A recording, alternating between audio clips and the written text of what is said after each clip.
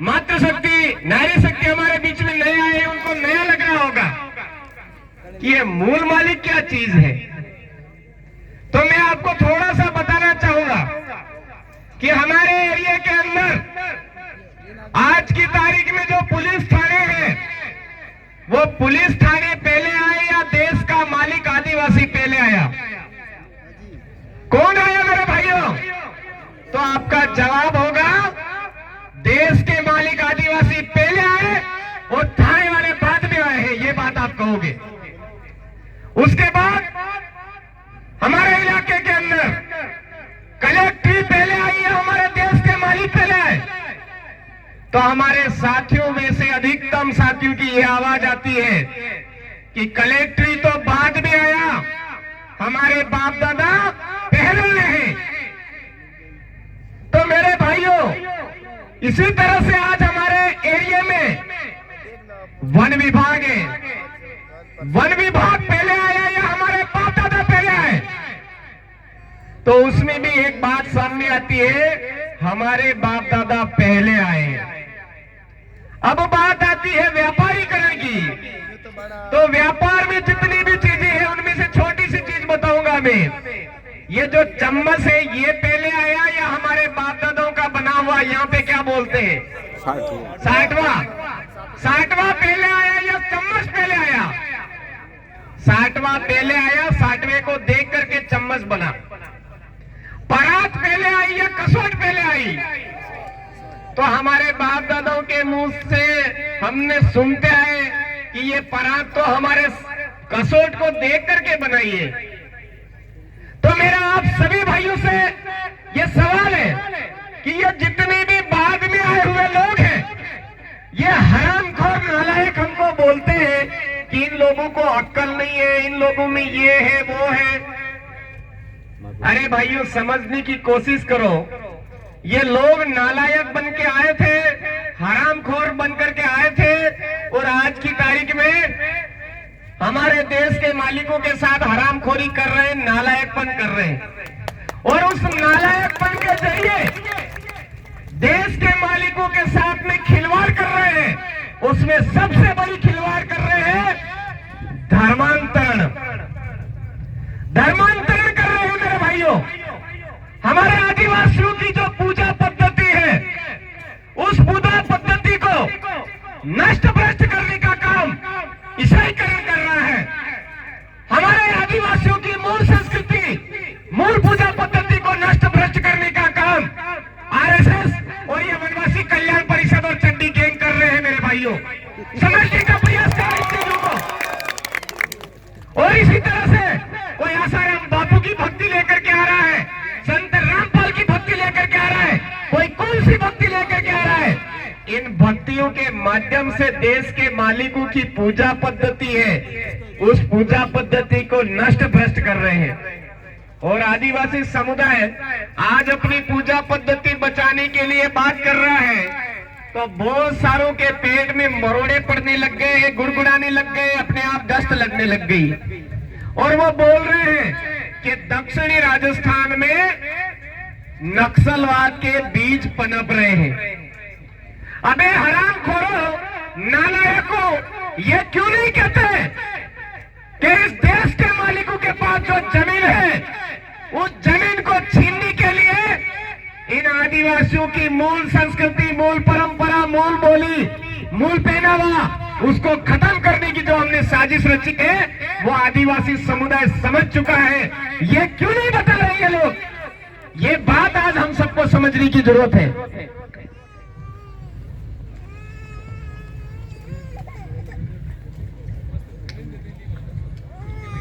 मूल परंपरा, मूल पूजा पद्धति, ये हमारी आज की तारीख में नष्ट भ्रष्ट इसलिए कर रहे हैं।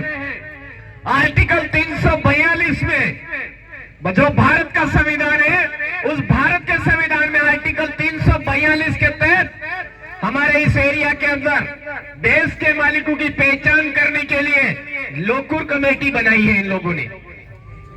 हम सबको नॉलेज होना चाहिए कि आज की तारीख में लोकुर कमेटी, ये जो भयवे लोग कमेंट्स कर रहे हैं, इन कमेंट्सों के आधार पर रिपोर्ट भेज रही है लोकुर कमेटी, और लोकल कमेटी के आधार पर ये लोग भरवे जितने भी हैं ये कमेंट्स कर रहे हैं। तो हम सबको आज की तारीख में समझने की जरूरत है कि ये जितने भी बाहर से आए हुए लोग हैं, जो व्यापारी बन के आए हैं, गायरे सार चराने आए हैं, गायरे मतलब उंदेड़े, भेड़ी चराने आए हैं, वो लोग कहीं ना कहीं हमारे इस एरिया में आए, उनको हमको पहचानने की जरूरत है कि ये जो लोग धर्मांतरण करा रहे हैं, हमारे टूटी टापरी करवा रहे हैं, टूटी टापरी पे बड़े बड़े उनके नेजे लगवा रहे हैं, झंडे लगवा रहे हैं, ये सारा काम षड्यंत्र पूर्वक चल रहा है, सोचे समझे साजिश के तहत चल रहा है। और हम लोग आज की तारीख में हमारी अपनी मूल परंपरा, हमारी अपनी मूल बोली,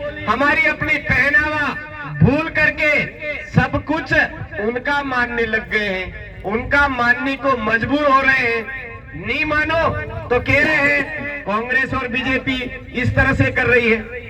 कल दैनिक भास्कर के जो नेशनल एडिटर, उनका फोन मेरे पास में आया तो वो बोल रहे हैं कि आपसे 3 सवाल है हमारे।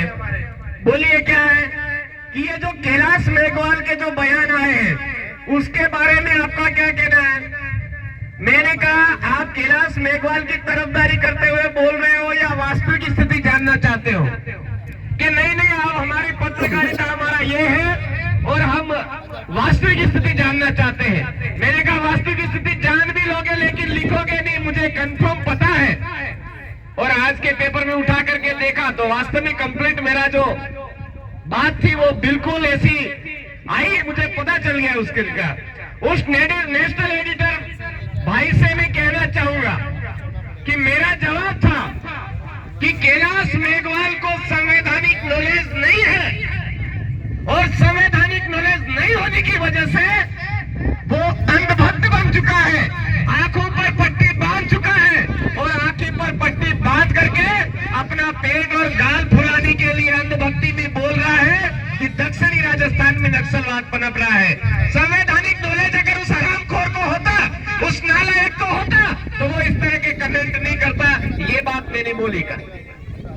फिर दूसरा उन्होंने पूछा कि ये भील प्रदेश, भीलिस्तान की मांग कर रहे हैं, ये क्या है? मैंने कहा आज की तारीख में भारत के अंदर 6 राज्यों की मांग चल रही है, अलग राज्यों की। क्या वो 6 अलग राज्य जो मांग कर रहे हैं हवा जल्दी क्या सारे नक्सलवादी है? क्या जहाँ बैठे भाई उस ट्रेन को पकड़ ले, उड़ने नहीं दे। जो भी साथी जहाँ बैठे हुए ये उड़ने जाए, ट्रेन को पकड़ लेना। भीलिस्तान की मांग ये क्या है? फिर मेरे का इस भारत देश के अंदर 6 राज्य जो नए बनने के लिए डिमांड कर रहे हैं, मांग कर रहे हैं। आपको इनमें से केवल भील प्रदेश की जो मांग है वो ही क्यों नक्सलाइट लग रही है? आज उत्तराखंड बना तो क्या नक्सलवादियों ने बनाया? क्या तेलंगाना राज्य बना तो क्या नक्सलवादियों ने बनाया? झारखंड बना तो क्या नक्सलवादियों ने बनाया? छत्तीसगढ़ जो राज्य बना क्या नक्सलवादियों ने बनाया? और समय समय पर इस भारत देश के अंदर जितने भी राज्य हैं वो तमाम राज्य के नक्सलवादियों ने बनाए क्या? संविधान के अंदर जो हमारे राज्यों के गठन और नवीनीकरण का जो प्रावधान है वो प्रावधान क्यों रखा गया? फिर आज जो नेशनल एडिटर बोल रहे हैं कि राज्य की मांग करना नक्सलाइट है, नक्सलवाद है, तो ये जिले बनाना भी तो नक्सलवाद है। जिले बनाना भी नक्सलवाद है। बिना पूछे हमारे पूछो बगैर कैसे बना रहे हो जिले? कैसे बना रहे तुम ग्राम पंचायती? कैसे बना रहे तुम नगर पालिका, नगर परिषद? हराम खोरो, वहां विधानसभा में बैठ करके कोई आवाज नहीं उठाता, उससे पहले नगर पालिका बनाई जाती है। कोई आवाज नहीं उठाता, उससे पहले नगर परिषद बनाई जाती है। कोई आवाज नहीं उठाता, उससे पहले जिले बनाए जाते हैं। और राज्य की मांग करता ही बोलते नक्सलवादी। कहां की बात है ये भाई? अगर राज्य की मांग करना नक्सलवाद है तो जिले बनाने वाला सबसे बड़ा नक्सलवादी है। राज्य की मांग करना नक्सलवाद है तो ग्राम पंचायतों को तोड़ने वाला सबसे बड़ा नक्सलवादी है। अगर हमारे इस इलाके के अंदर हमारे तोड़ करके नगर पालिका नगर परिषद वो लोग बाद में बना रहा है, वो सबसे बड़ा देशद्रोही है, नक्सलवादी है। ये मैं कहना चाहूंगा मेरे भाइयों। आज की तारीख में हमारे इस आर्टिकल 13(3) का, आर्टिकल 243 जैसी सारे कानूनों का उल्लंघन करते हुए हमारे इलाके के अंदर नगर पालिका बनाई जा रही है, नगर परिषद बनाई जा रही है, विस्तारीकरण किया जा रहा है।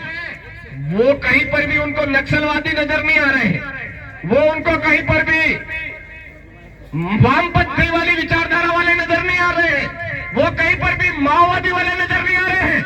और संवैधानिक तरीके से देश का मूल मालिक बोल रहा है कि हमारे पूर्वजों की अधूरी इच्छा है भील प्रदेश, भील देश था उनके लिए। 3 जुलाई 1947 का इटली का प्लान समझ लीजिए। हमारा ये इलाका देश की बात करने लग गया था, लेकिन हमारे पूर्वजों ने अनुमान लगाया हमारा देश भारत है, हम भारत देश के मूल मालिक हैं, तो हमारा देश तो भारत रहेगा, लेकिन हमारा भीलखंड, भील राज्य जो 4 राज्यों को टुकड़े किए हैं वो हमको चाहिए, भील प्रदेश हमको मिलना चाहिए। 1913 की मांग है, आज की नहीं है। और समय समय पर हमारे देश के मालिकों के लोग बीजेपी में रहे, उन्होंने भी मांग की है। दिलीप सिंह भूरिया जी ने, नंदलाल जी मीणा जी ने, मालविया जी ने, और समय समय पर हमारे यहाँ पर कई बार मांगे उठी है। वो हमारे पूर्वज पुरखों की अधूरी इच्छा है, उसी को मांग को लेकर के आज ये भील प्रदेश का कारवां चल रहा है। और जिसकी आंखों में चश्मा लग गया है कि ये नक्सलाइट है, माओवादी है, वामपंथी है, उनसे मैं एक ही निवेदन करना चाहूंगा, कभी हाथ मत लग जाना, नहीं तो वास्तव में नजर आ जाएगा नक्सलवाद चीज क्या होती है।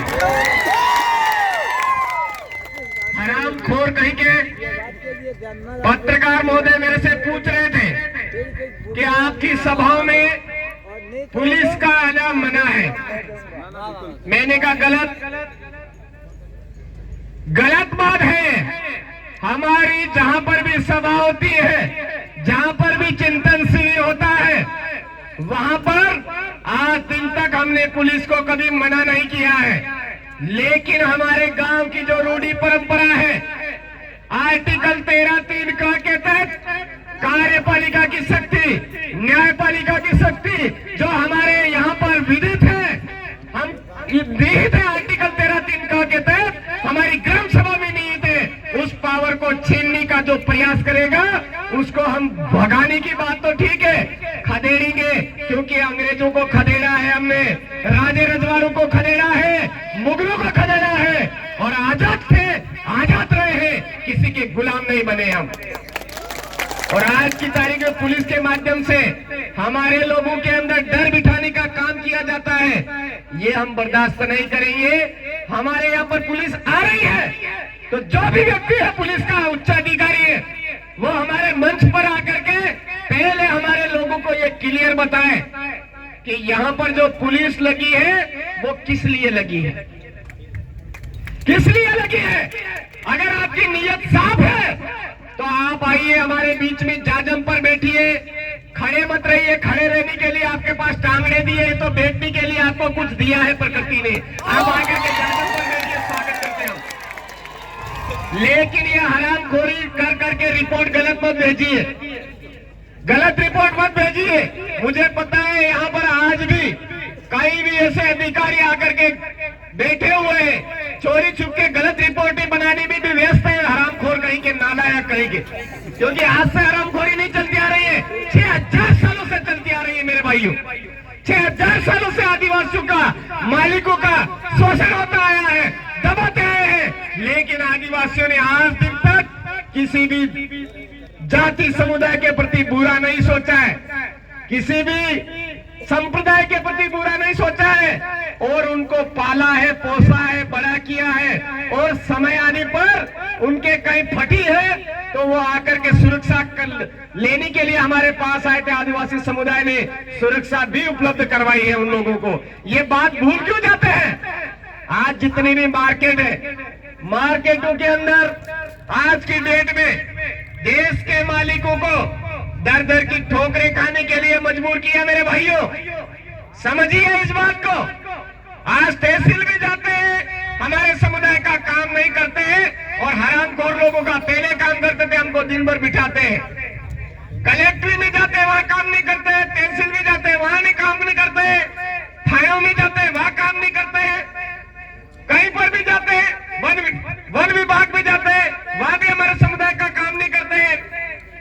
और फिर हम जब बोल रहे हैं कि आज हमारे इस एरिया की ये स्थिति कैसे बन गई, दो धड़े क्यों बना है, निजीकरण क्यों किया जा रहा है, शिक्षा के मामले में सरकारी स्कूल, प्राइवेट स्कूल, जो पढ़े लिखे जो लोग हैं, पूंजीपति जो लोग हैं, जो ऊपर बढ़ चुके हैं, उनके लिए प्राइवेट स्कूल, सरकारी स्कूल भवन बना दिया तो टीचर उपलब्ध नहीं करवाए, टीचर उपलब्ध करवा दिए तो मिड डे मील थमा दिया, मिड डे मील के अलावा कोई पशु गणना में लगा दिया, कोई जनगणना में लगा दिया, कोई वो कहते हैं कि लेटरिन की टेस्टिंग के लिए सैंपल लेकर के आओ, ऐसे काम दे दिए।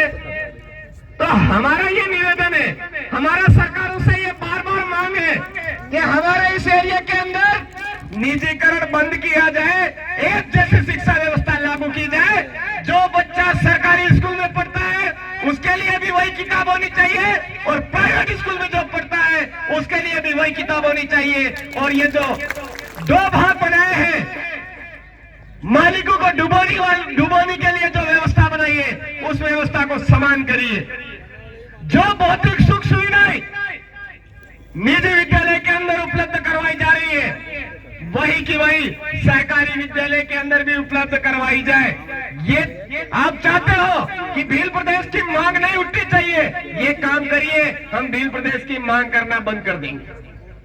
हमको चाहिए स्कूल और ये बनाते हैं बाथरूम, हमको चाहिए हॉस्पिटल और ये बनाते हैं प्रतीक्षालय, हमको चाहिए अच्छी सड़क और ये जबरदस्ती वो पट्टी पटार बनाते फिरते हैं, आरसीसी बनाते फिरते हैं।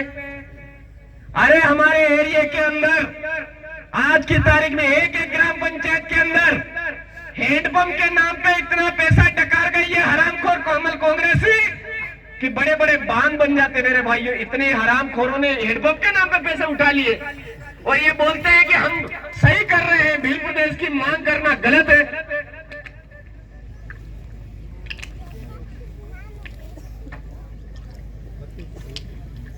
कब तक हम बर्दाश्त करते रहेंगे? संवैधानिक तरीके से हमारी मांग है भील प्रदेश। मैं तमाम पत्रकार महोदय से निवेदन करना चाहता हूं, भील प्रदेश हमारी मांग है, संवैधानिक तरीके से जारी रहेगी और जब तक भील प्रदेश नहीं मिलेगा, हमारी सांस चलती रहेगी, तब तक हम भील प्रदेश की मांग करते रहेंगे। आपके नजर में यूं है कि हमारे लिखने से ये लोग दब जाएंगे, हम दबने वाले नहीं। आप सोचते होंगे इन लोगों को पुलिस में झूठे मुकदमे करवा करके इनकी मांग को दबा देंगे, हम झूठे मुकदमों से दबने वाले नहीं है। 6000 सालों से ये पुलिस थाने जितने बने हुए हमारे लिए ही बने हुए, हमको दबाने के लिए बने हुए। हमको समझ में आ चुका है, हम इसकी परवाह करने वाले नहीं। हमारे पूर्वज पुरखे बलिदान देते आए हैं, हम भी देने में पीछे नहीं रहेंगे, लेकिन भील प्रदेश को लेकर के रहेंगे रहेंगे रहेंगे रहेंगे। ये लिख दीजिए आप। दूसरी बात, आज की तारीख में हमारे इस एरिया के अंदर में आप तमाम भाइयों से कहना चाहूंगा, इन लोगों ने बहुत मूर्ख बनाया है। 75 सालों से हमको मूर्ख बना रहे हैं और ये जो पार्टियां जिस दिन से हमारे आदिवासियों की एरिया में आई, आदिवासियों की जमीन की ओर आई, तब से लगा करके अब तक हम लोगों ने बहुत बार वोट दिए, कभी विधानसभा के वोट दिए, कभी लोकसभा के वोट दिए।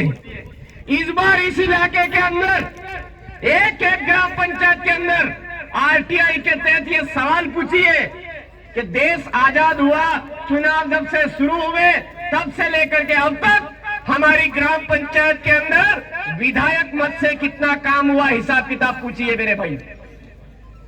विधायक मत से हमारे ग्राम पंचायत के अंदर कितना काम हुआ, ये पूछिए।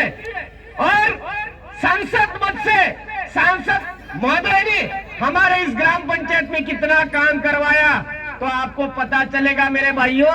एक दो कामों के अलावा इनका कोई काम ही नहीं है। तो इन हरामखोर कमल कांग्रेसी पार्टियों ने हमारा यूज किया या नहीं किया? किया या नहीं किया मेरे भाइयों? किया ना। तो फिर हम हमारे अपने दम पर कोई लोकतंत्रात्मक तरीके से हमारे अपने पैरों पर खड़े होकर के हमारी आदिवासी जनप्रतिनिधि सिलेक्शन के जरिए हमारा अपना विधायक तय कर रहे हैं और जिता रहे हैं, तो पेट में गुड़गुड़ाहट क्यों हो रही है इन लोगों को? क्यों हो रही है? ये बात हमको समझने की जरूरत है। आज मैं यहाँ पे भाषण देने नहीं आया हूँ, मैं आपके बीच में सिर्फ इतना अवगत करवाने आया हूँ। ये जो मामला चल रहा है आज आपके यहाँ पे, आपको लग रहा होगा हमारे यहाँ शुरुआत है, लेकिन इस 4 राज्यों के अंदर गुजरात, महाराष्ट्र, मध्य प्रदेश और राजस्थान के 43 जिलों के अंदर भूतेड़ा चल रहा है और सबसे खतरनाक इस उदयपुर के अंदर भूतेड़ा चल रहा है मेरे भाइयों। ये आपको ध्यान में होना चाहिए। प्रतापगढ़ के अंदर भूतेड़ा चल रहा है, डूंगरपुर के अंदर भूतेड़ा चल रहा है, बांसवाड़ा के अंदर भूतेड़ा चल रहा है। इस भूतेड़े को समझो और ये अमित भाई और हमारे जितने भी साथी काम कर रहे हैं इनका कंधे से कंधा मिलाकर के साथ दो और इस एरिया के अंदर एक तरफा इन कमल कांग्रेसियों का सूपड़ा साफ करो। ये हरामखोर हमारे एरिया के अंदर हमारी जमीन छीन रहे मेरे भाइयों, हमारे एरिया की जमीन छीन रहे हैं ये कमल कांग्रेसी लोग। कमल कांग्रेसी इसलिए कहूंगा कि ये कमल और कांग्रेस अलग अलग नहीं है। बीजेपी और कांग्रेस एक है, एक खाट पर सो गई है। पिछली बार ध्यान रखना 2019-20 में हमारे तलोद के अंदर, डूंगरपुर के अंदर पूर्व वक्ता हमारे जगदीश भाई ने बता दिया। तो ये बात समझिए मेरे भाइयों, हमारे एरिया के अंदर बिरसा मुंडा ने आंदोलन छेड़ा था। हमारे इस देश के अंदर आदिवासियों की जमीन रक्षा हेतु बिरसा मुंडा के आंदोलन की बदौलत हमको कानून में ये प्रावधान मिले कि आदिवासी की जमीन किसी गैर आदिवासी के नाम नहीं हो सकती है। ये शेड्यूल एरिया है। शेड्यूल एरिया मतलब 5 जिले, डूंगरपुर, बांसवाड़ा, प्रतापगढ़ और सिरोही और उदयपुर, ये 5 जिले अनुसूचित क्षेत्र के अंतर्गत आते हैं। पार्ट B1 ऑर्डर में ये उल्लेख किया हुआ है और इस पार्ट B ऑर्डर के अंतर्गत ये जो एरिया आज कहीं ना कहीं लिखित है, इस एरिया का कानून के अंदर प्रावधान है, न लोकसभा न विधानसभा, सबसे ऊंची ग्राम सभा, आदिवासी की जमीन किसी गैर आदिवासी के नाम नहीं हो पाएगी। गैर आदिवासी तो क्या, सरकार के नाम जमीन नहीं हो पाएगी। ये हमारे इलाके का कानून है। तो हमारे ये समझ में नहीं आता है कि आदिवासी की जमीन गैर आदिवासी के नाम नहीं होगी, गैर आदिवासी तो क्या सरकार के नाम नहीं होगी। तो ये फॉरेस्ट डिपार्टमेंट क्या है, झक में रहा है, किसको पूछ करके ये जमीनों पर कोटड़े खड़े कर रहा है? हमारे बाप दादाओं की जमीन पर कोटड़े खड़े कर रहा है। अभी रकुड़ा डालते फिर रहे, जगह जगह वो सफेद डालते फिर रहे, किसको पूछ करके डाल रहे हैं ये हरामखोर? हमारे बाप दादाओं की जमीन छीनने के लिए ये मर्जी बात भी काम कर रहे हैं और हम बोलेंगे नहीं क्या? हमारे बाप दादा शहीद होते आए हैं, हम भी शहीद हो जाएंगे, लेकिन हमारी जमीन का 1 इंच का टुकड़ा भी नहीं जाने देंगे। ये आदिवासी समझ चुका है। अब ये जावर माइंस का जो मामला है, फुटबॉल एकेडमी में स्थानीय आदिवासी बच्चों को न लेकर के बाहर के बच्चों को भर्ती कर रहा है। मेरे भाइयों, इस तरह की जो ये गड़बड़ियां, जो घोटाले चल रहे हैं, वो इसलिए चल रहे हैं कि हम समझदार चुप हैं। हम समझदारों को आवाज उठानी पड़ेगी मेरे भाइयों। मर तो हम जिंदा रह करके भी मरने जैसी स्थिति इन हरामखोरों ने कर दी है। तो क्यों ना हम संघर्ष करते हुए, आवाज उठाते हुए शहीद हो, ताकि हमारी आने वाली पीढ़ी आजाद रह करके जी सके। ये काम हमको करने की जरूरत है। प्रतापगढ़ जिले के अंदर बात बात पर आदिवासियों की जमीन छीनी जा रही थी और जिस दिन ये जागरण स्टार्ट हुआ उस दिन से जमीनों पर पाबंदी लग गई। फॉरेस्ट डिपार्टमेंट पीछे भागता फिरता है। हमने सीधा पूछा, कोई बात नहीं, आपकी फॉरेस्ट की जमीन है, हम मानते हैं। आज मेरे पास जो जमीन है मेरे पिताजी के नाम पे है, मैंने पता किया, मेरे पिताजी के पास मेरे दादाजी के पास से आई है और मेरे दादाजी के पास मेरे पिताजी के पास से आई थी।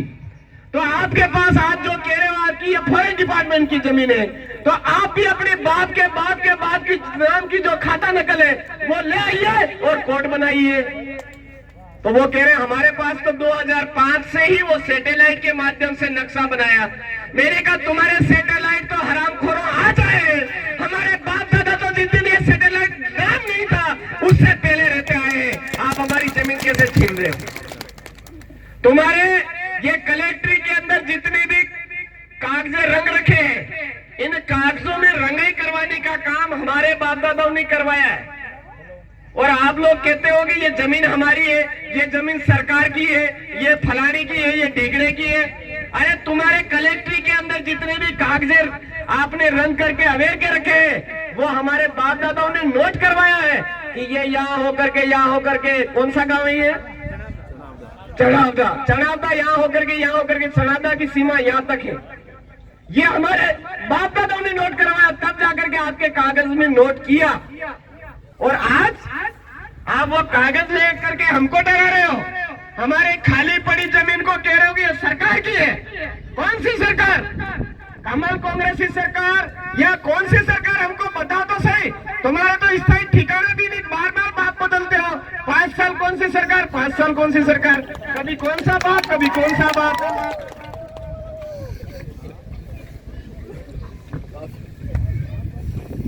ये हमारे लिए बहुत सोचने का विषय है। आज ये जो खदान है, जावर माइन जो है, हमारे यहाँ के कानूनी प्रावधान हमको समझने पड़ेंगे। आदिवासी की जमीन किसी गैर आदिवासी के नाम नहीं होगी, गैर आदिवासी के नाम तो क्या सरकार के नाम नहीं होगी, ऐसा प्रावधान है। उसके बावजूद ये माइंस कैसे स्थापित हुई? क्या उसने गांव की रूढ़ी प्रथा के तहत गांव के कमेटियों से गांव की ग्राम सभा बिठा करके पूरा बताया क्या कि इस माइन से इतना फायदा होगा, इतना नुकसान होगा। उसके बाद भी जो एनओसी आपको मिली वो एनओसी आपने कहां से ली? अगर आपने गलत तरीके से हमारे एरिया के अंदर एनओसी लेकर के माइंस स्थापित करी है, तो अब मौका आ चुका मेरे भाइयों, हमारे कानून का उपयोग कीजिए और इस माइंस को हमारी बातें नहीं मानता है तो उल्टे पांव इधर से खदेड़िए। ये समय आ चुका है मेरे भाइयों। हमारे एरिया के अंदर जो माइंस है उसके अंदर जो भी रोजगार है उसका 21% CSR हमारे लोगों को मिलना चाहिए। ये हमारे विशेषाधिकार है और ये विशेषाधिकार किसी हाथड़ी फुलड़ी की वजह से, किसी फूल वाली पार्टी से, किसी हाथ वाली पार्टी की बदौलत नहीं। 35,000 आदिवासी हमारे शहीद हुए तब जाकर के हमको मिले, ऐसे नहीं मिले। तो ये जावर माइंस वाला मैटर हमको समझने की जरूरत है मेरे भाइयों। ये जो रोजगार के लिए भर्ती कर रहे हैं, उन रोजगार में भर्ती करने वाले लोग भी बाहर से ला रहे हैं। हम ऑब्जेक्शन नहीं करेंगे, हम उनकी गुलामी करेंगे तो वो जरूर वैसा करेंगे। तो मेरे भाइयों हमको समझने की जरूरत है। आज घुट घुट के मरो मत, सीना तान करके, सीना छोड़ा करके आगे आवाज उठाओ, आवाज उठाओ। उसमें यही बोलो कि हमारे यहाँ पर ट्रस्ट है, वो ट्रस्ट आदिवासियों का होना चाहिए, ऐसा प्रावधान है। बिना कलेक्टर की पूर्व मंजूरी के कोई भी जमीन हस्तांतरण नहीं हो सकता है और कलेक्टर साहब भी अपने स्वविवेक से किसी भी जमीन का हस्तांतरण नहीं कर सकते। हमारी ग्राम सभा को पूछेंगे, ग्राम सभा कहेगी कि हाँ ये कन्वर्ट कर सकते हो, तब जाकर के कन्वर्ट करेंगे। ये लोकसभा ना विधानसभा, सबसे ऊंची ग्राम सभा हमारे गांव में, हमारा राज, हमारे कमेटी ढीले पड़ गए, इसलिए वो राज भ्रष्ट हो रहा है। भाई हमारे कमेटियों को टाइट होना पड़ेगा, हमारे पालवियों को टाइट होना पड़ेगा। हमारे गांव के जो कादिरे हैं उन कादिरों को हमारे गांव में निपटाना पड़ेगा। और ये जो न्याय प्रणाली इन्होंने अपने हाथ में ले ली, उस न्याय व्यवस्था को फिर से हमारे हाथ में लेना पड़ेगा, तब जाकर के हमारा पूरा भील राज कायम होगा। ऐसे भील राज कायम नहीं होगा भाइयों। ये तो ये कभी नक्सलवादी ने, कभी लाल वाली, कौन से नाम देकर के ये हरामखोर हमको दबाने का प्रयास कर रहे हैं। आज हमारे बाप दादा पूर्वजों ने हजारों कुर्बानियां दी, तब जाकर के ये मिला है। और आज हम लोग जो हजारों कुर्बानियां हैं, उन हजारों कुर्बानियों को भूल करके एक पोटली में बिकते हैं, एक बाटली में बिकते हैं, एक कुकड़े की बटकी में भी बिकते हैं। कभी क्या करते हैं, अरे मेरे भाइयों, कुकड़ा खाना है तो खाइए, लेकिन ढंग से खाइए। कोई पीना है तो पूरी की पूरी पेटी लीजिए, ना नहीं है। लेकिन अब अंतिम समय आ चुका है। अगर इस समय में आपने कुकड़े के बदले, बटकी के बदले, दारूड़ी के बदले अगर इन हरामखोरों को वोट दे दिया तो हमारी तीसरी पीढ़ी जिंदा नजर नहीं आएगी। अगर हमारी तीसरी पीढ़ी को बचाना चाहते हो, तीसरी पीढ़ी को बचाना चाहते हो तो यही 2023 है। पूरे उदयपुर संभाग के अंदर 17 की 17 सीटें इन कमल कांग्रेसियों का सुपड़ा साफ करके केवल आदिवासी परिवार की जनप्रतिनिधि सिलेक्शन प्रणाली से निकाली। आज की तारीख में पूरे उदयपुर संभाग के अंदर माहौल बन चुका है ये। और आप भी पीछे मत रहिए मेरे भाइयों, ये निवेदन करने आपके बीच में आया हूं। ये आज अमित भाई और ये पूरी टीम बैठ करके संघर्ष कर रही है। ये राजनीति के लिए संघर्ष नहीं कर रही है, ये संघर्ष कर रही है हमारी जमीन बचाने के लिए, ये संघर्ष कर रही है हमारी नौकरी बचाने के लिए, ये टीम संघर्ष कर रही है हमारी बहन बेटी की सुरक्षा करने के लिए। मेरे भाई, पहले हमारे बाप दादा किसी भी जाति समुदाय के घर पे काम करने नहीं जाते थे, कहीं पर नहीं जाते थे। और आज भी देखिए मेरे भाइयों क्या हो रहा है। ब्राह्मण समुदाय का कोई भी लेडीज हमारे खेतों में काम करने कभी देखी नहीं है, आई नहीं है। राजपूत समुदाय की कोई भी लेडीज महिला हमारे यहाँ पे काम करने नहीं आई है। जैन समुदाय की कोई भी लेडीज महिला हमारे यहाँ पर काम करने नहीं आई है। मुस्लिम समुदाय की लेडीज कभी हमारे खेतों में काम करने नहीं आई है, हमारे मकान बनने काम करने नहीं आई है। तो हम जितने भी आदिवासी समुदाय के भाई बेटे हैं, क्या हमारी जिम्मेदारी नहीं बनती हमारी बहन बेटियों की सुरक्षा करें हम लोग? बनती है नहीं बनती मेरे भाइयों? बनती है। अगर आपके अंदर आदिवासी डीएनए है, आदिवासी समुदाय का खून है, तो हमारी बहन बेटी कभी भी अन्य जाति समुदाय के यहाँ पे काम करने नहीं जानी चाहिए। हमारे अपने खेतों में काम करनी चाहिए, हमारे यहाँ घर परिवार में काम करनी चाहिए। ये बात हमको समझनी पड़ेगी, क्योंकि आज की तारीख में हमारी आदिवासी बहन बेटियों को ये लोग जो काम पे जाते हैं 100 में से बहुत सारी हमारी बालिकाओं को कब्जे में करके आदिवासियों की जमीन हड़पने का काम कर रहे हैं, बहन बेटियों को कब्जे में करके। हालांकि प्रावधान है कि आदिवासी की बहन बेटी अगर किसी गैर आदिवासी के साथ शादी कर लेती है तो वो जो गैर आदिवासी है, उस गैर आदिवासी की जो जिसने शादी करी है, वो सारा का सारा मामला उसका हो जाएगा, हमारे आदिवासी नहीं रहेगी। ये प्रावधान हमारे कानून के अंदर है। लेकिन कानूनों का उल्लंघन करते हुए आज की तारीख में हमारे इस इलाके के अंदर राजस्व जितने भी कर्मचारी है, वो कर्मचारी हमारे यहाँ पर जबरदस्ती आदिवासियों की जो जमीन है, उस जमीन को बहन बेटियों के नाम पे भी हस्तांतरण करना चालू कर दिया। इसका विरोध हमने आज दिन तक नहीं किया। मेरे भाइयों, जागिए, समझिए। हमारे बाप दादा कभी भी जमीन का हिस्सा हमारे बेटों को देते थे, हमारी वंशावली को देते थे, बेटी को नहीं देते थे। कभी बेटी के नाम पे जमीन नहीं चढ़ाते थे। वो इसलिए नहीं चढ़ाते थे कि कल जाकर के हमारी बहन बेटी किसी गैर आदिवासी के साथ चली जाएगी तो हमारी ये जो जमीन है वो उसके नाम पे ट्रांसफर हो जाएगी। इसलिए हमारे बाप दादा ऐसा करने से रोकते थे। हमारे कहीं पर भी सीरा लगते हैं, वहां पर लेडीज को नहीं, जेंट्स को बिठाया जाता है। ये हमारी परंपरा रही है। लेकिन आज उन पर तमाम परंपराओं को नष्ट भ्रष्ट करके इन हरामखोरों ने आज हमारे कानून के तहत हमारे कानून को तोड़ करके हमारी जमीन को छीनने का प्रयास किया है। तो यह हमारी जमीन बचानी है तो आदिवासी परिवार की जांच पर आ जाइए। हमारी बहन बेटी को बचाना है तो आदिवासी परिवार की जांच पर आ जाइए।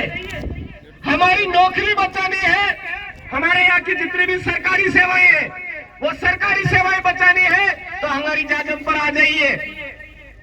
हमारे समाज के नाम का प्रमाण पत्र लगा करके कुछ हरामखोर लोग एमएलए बने, कुछ हरामखोर लोग जिला पंचायत सदस्य बने, जनपद सदस्य बने, कुछ हरामखोर लोग जिला परिषद सदस्य बने। तो वो समय समय पर क्या बोलते हैं? कभी तो बोलते हैं जनसंख्या के अनुपात में आरक्षण लागू कर दो, कभी क्या बोलते हैं, कभी क्या बोलते हैं। आज के बाद में सभी भाई अच्छी तरह से समझ ले, ये आर्टिकल 244 वन का इलाका है और केवल आदिवासियों के लिए सुरक्षित है, आदिवासियों को विशेषाधिकार है। और यहाँ पर अगली हमारी एक ही मांग रहनी चाहिए, आर्टिकल 244 के अकॉर्डिंग आरक्षण लागू करो, नहीं तो यहाँ से खाली करो ये जितने भी बाहर के आए हुए कर्मचारी। ये बात हमको आवाज उठानी पड़ेगी। आज ये बोलते इनका कोई वजूद ही नहीं है, कोई अब क्या बोलूंगा मैं, बोलूंगा तो फिर हमारे गलत तरीके से, असंवैधानिक तरीके से कुंडली मार करके बेटे तोतले साहब को बुरा लग जाएगा, है ना। अरे संविधान में ये उल्लेखित है कि इस अनुसूचित क्षेत्र के अंदर ट्राइबल एडवाइजरी काउंसिल का अध्यक्ष आदिवासी होना चाहिए। तो आप गैर आदिवासी तोतले साहब, आप क्यों हमारे यहाँ पर कुंडली मार करके बैठे हो? छोड़िए। और उनके हरामखोर जितने भी प्रतिनिधि है वो हमको पता नहीं किन किन भाषा से बोली है, तो उनके मुंह में कोई मूंग डाल दी क्या? बोल नहीं रहे कि ये गलत बोल रहे हो आप।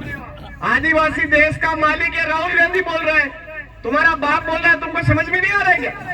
जबरदस्ती कह रहे हैं इधर, जिसको तुम मानते हो वो बोल रहा है तो भी समझ में नहीं आ रहा है। तो हम सबको ध्यान रखना है। अभी खबर आई थी कि जो हमारे पूरा राजस्थान का आरक्षण है उसका 50% इधर दे दीजिए। अरे तुम परिभाषाओं को बदलते क्यों हो राम करो? आपको आर्टिकल 244 वन के अकॉर्डिंग आरक्षण लागू होना चाहिए, ये बात क्यों नहीं बोलते हो? ये बात जो व्यक्ति नहीं बोल रहा है 2023 के अंदर उसका सुपड़ा साफ करना है। और जो आर्टिकल 244 वन के अकॉर्डिंग आरक्षण लागू करो ये बात करता है उसको विधानसभा में भेजना है मेरे भाइयों, ईमानदारी से ये आपसे मैं आशा करता हूं।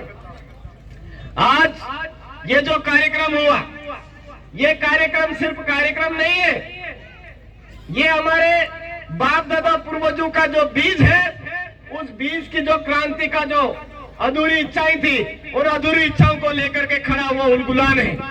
और इस उलगुलान को जब तक मंजिल नहीं मिलती तब तक रुकना नहीं है। अगर आप चाहो तो 2023 के अंदर यहाँ पर ये काम सक्सेस कर सकते हो। हमारे उधर प्रतापगढ़ में 2 सिटी है, एक तो दरियाबाद और एक प्रतापगढ़।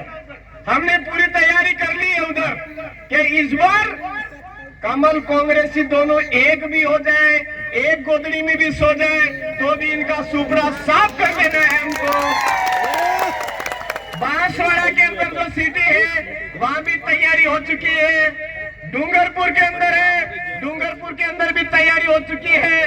तो उदयपुर के इधर गिरवा है ना, गिरवा की जो विधानसभा है, ये देश के मालिकों ने चूड़ियां थोड़ी पहन रखी मेरे भाइयों। देश के मालिक इधर के तो सबसे पहले गिरवा विधानसभा के अंदर हम पलटा मारेंगे, ये आज आपको ठान करके जाना है। जब तक ये काम करके नहीं दम लेंगे तब तक चैन से नहीं बैठेंगे, ये काम करना है। भील प्रदेश का मैप बना है, इतिहास बनना चाहिए कि भील प्रदेश का मैप यहाँ से बना था। जय जोहार, जय आदिवासी, जय भील प्रदेश वहां लिखा है। इस भील प्रदेश के सपने को साकार करना है तो 2023 के अंदर पूरे उदयपुर संभाग के अंदर इस कमल कांग्रेसियों का सुपड़ा साफ हो रहा है, तो इधर भी सुपड़ा साफ होना चाहिए। आने वाले समय में अगर सुपड़ा साफ करोगे तो फिर से मिलेंगे, बार बार मिलेंगे और सीना तान करके बोलेंगे जय जोहार, जय आदिवासी, जय भील प्रदेश। अगर आपने ये काम नहीं किया तो मुंडी लटका के बोलेंगे क्या कसर छोड़ दिया। तो आपके ऊपर निर्भर है, आपको क्या करना है क्या नहीं करना है, पूरा अवगत करवा दिया उदयपुर संभाग में क्या चल रहा है। तो आप तमाम साथियों ने मुझे सुना। आज इस इलाके में नगर पालिका नगर परिषद तो नहीं गठन हो रहा है, उदयपुर के पास में हो रहा है ना, गिरवा में हो रहा है, तो वो हमारे ही भाई है। वहां पर भी नगर पालिका नगर परिषद आर्टिकल 243 जेड सी के तहत अवैध है, उसको की आवाज बुलंद करो। आप तमाम साथियों ने मुझे सुना, सम्मान दिया, इसके लिए आप तमाम साथियों को कहना चाहूंगा कि अंग्रेजी शराब से दूर रहिए। जिस दिन से अंग्रेजी शराब हमारे इलाके में आया तो ये हरामखोर हावी हुए हैं। इन हरामखोरों को उल्टे पांव भगा रहे हैं, तो इस अंग्रेजी शराब को उल्टे पांव भगाइए। हमारा देसी ओरिजिनल महुए का जो जूस है उसको आप काम में लीजिए। शरीर से भी मजबूत बनोगे, दिमाग से भी मजबूत बनोगे और सामाजिक रूप से भी मजबूत बनोगे। जिस दिन सामाजिक रूप से मजबूत बन गए, राजनीतिक मजबूती अपने आप आ जाएगी मेरे भाइयों। तो महुए के जूस को कमजोर मत समझिए। मानगढ़ धाम पर 25 जने महुए का जूस लिए हुए होते तो वो 1507 आदिवासी हमारे शहीद नहीं हुए होते। 1507 आदिवासी हमारे शहीद हुए नहीं होते। लेकिन अगर अंग्रेजी शराब को काम में लोगे तो हमारा कहीं ना कहीं नुकसान है मेरे भाइयों। काम में लेना है तो ये देश से हमारा चल सकता है थोड़ा बहुत, वो भी ज्यादा नहीं। दवाई के रूप में हमारे पूर्वज के लेते आए इतना ही, हमारी धार चढ़ाने का सिस्टम है उतना ही। अंग्रेजी शराब से बिल्कुल दूर हो जाइए। बहुत सारे भाई राइडिंग वाले मैंने कमेंट डाला कि भाई आदिवासी परिवार विचारधारा से हमारे राइडिंग ग्रुप से कोई लेना देना नहीं है, हमारी गैंग से कोई लेना देना नहीं है। तो अनाप शनाप लिख दिए और एक बाहरी बीज उनको मोटिवेट कर रहा था। उस हिजड़े को यह पता नहीं है आदिवासी क्या चीज है, हर बात का ध्यान रखता है। बरगलाने की कोशिश कर रहा है हमारे समुदाय को। इसलिए मेरे भाइयों आपसे निवेदन है, अगर आपको समुदाय के लिए काम करना है तो आदिवासी परिवार की जाजम व्यवस्था के तहत काम करिए। अलग से संगठन बनाना हमारी आदिवासी परिवार की विचारधारा के विरोध है। आदिवासी परिवार विचारधारा में किसी भी संगठन, किसी भी राइडिंग ग्रुप, किसी भी एरे गेरे कोई नाम लेकर के काम करने की कोशिश करता उसकी बिल्कुल मनाही है। आप आदिवासी परिवार भील प्रदेश की जादम से काम करिए और राइडिंग कर करके अनावश्यक मरिए मत। अगर मरना है तो इस समुदाय के लिए काम करिए और समुदाय की जमीन बचाते हुए मरिए। मरना है तो जब इस आदिवासी समुदाय की नौकरी बचाते हुए मरिए। मरना है तो हमारी बहन बेटी को बचाते हुए मरिए। फालतू पॉकेट में आत्महत्या मत करिए। ये बात मैं कहना चाहूंगा युवा साथियों को। अनावश्यक राइडिंग फाइटिंग के चक्कर में मत पड़िए। इस देश को, इस आदिवासियों को आपकी जरूरत है और आप काम करना चाहते हो तो आदिवासी परिवार की स्वतंत्र जाजम में इसके बैनर तले काम करिए। इसी आशा और विश्वास के साथ में आप तमाम साथियों को जय जोहार, जय आदिवासी, जय